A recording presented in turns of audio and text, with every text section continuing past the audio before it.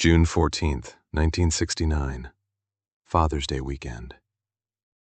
The Martin family had hiked deep into the Great Smoky Mountains to an area known as Spence Field. It was beautiful country, rolling mountain meadows, dense forests, miles of wilderness stretching in every direction. 6-year-old Dennis Martin was there with his father, his grandfather, and his brother. For the Martins, it was supposed to be a simple family camping trip. Instead, it became one of the most enduring mysteries in American history. That afternoon, another family walked into the meadow. They introduced themselves. Oddly enough, their last name was Martin, too. The two families laughed about the coincidence and decided to let their children play together. The boys began running around the field, playing, hiding, chasing one another through the trees. Then, someone suggested a game of hide and seek. Dennis took off running. His father watched him head toward a tree near the edge of the meadow. Years later, Dennis's father would say something remarkable. He never took his eyes off that tree. Not once. 30 seconds passed, maybe 40. The game ended. The children began stepping out from their hiding places, one by one. Every child returned, except Dennis.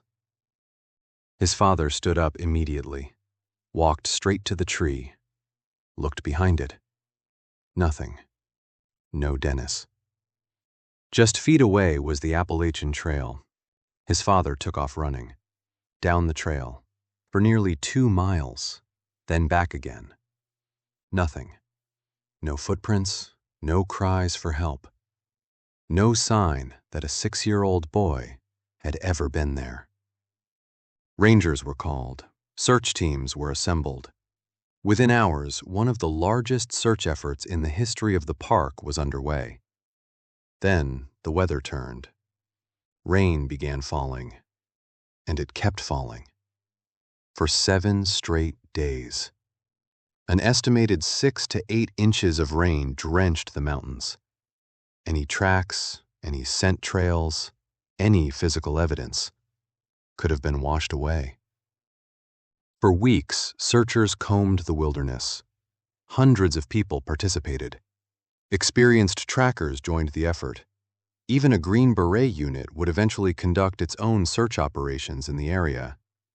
And yet, nothing. No trace of Dennis Martin was ever found.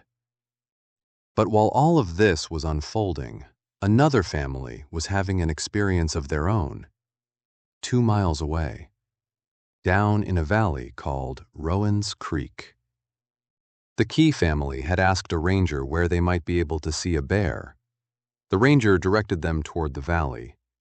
As they hiked, family members became separated from one another.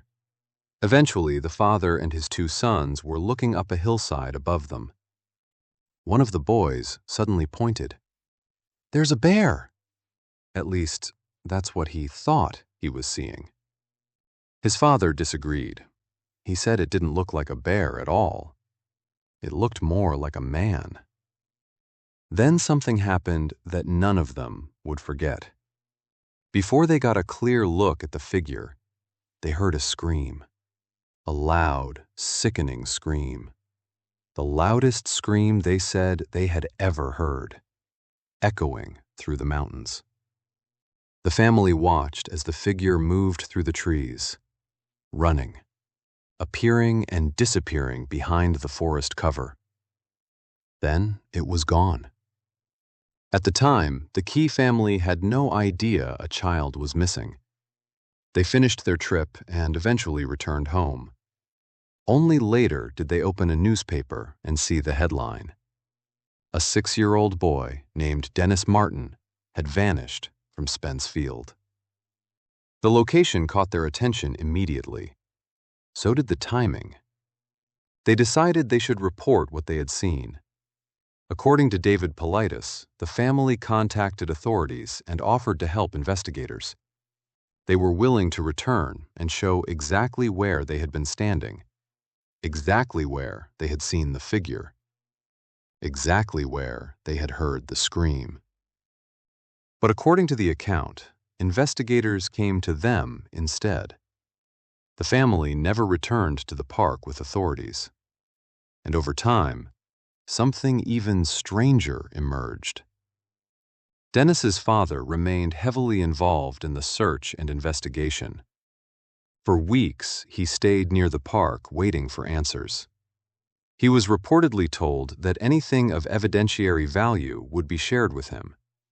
Yet he later learned about the Key family's observations from a newspaper reporter, not from investigators. When park officials addressed the witness account, they reportedly argued that the timeline didn't work, that it would have been impossible for Dennis to travel from Spence Field to the location where the Key family had reported their observations. Case closed. Or so it seemed. But according to Paulides, the head tracker for the park at the time, Dwight McCarter, disagreed. McCarter reportedly walked the route himself with Dennis's father. They completed it within the time frame investigators had claimed was impossible. Which raised an uncomfortable question. If the timeline was possible, then why was the witness account dismissed?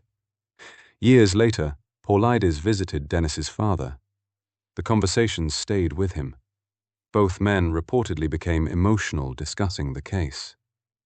And during that conversation, Dennis's father revealed something he claimed was never included in newspaper articles or official reports.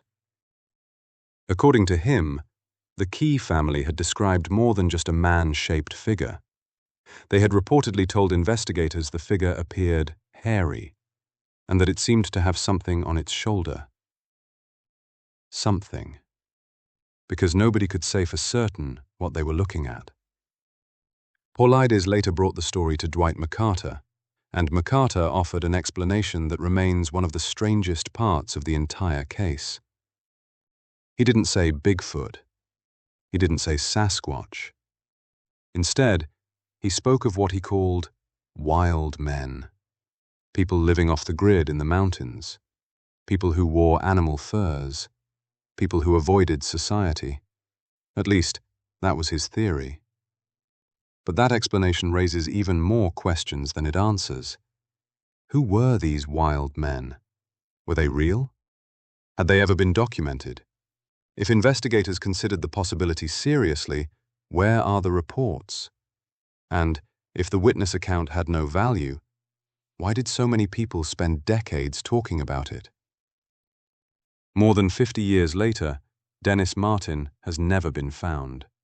No remains, no evidence, no definitive explanation, only questions. Questions about a scream in the mountains. Questions about a figure moving through the trees. Questions about a witness account that many believe was never fully explored.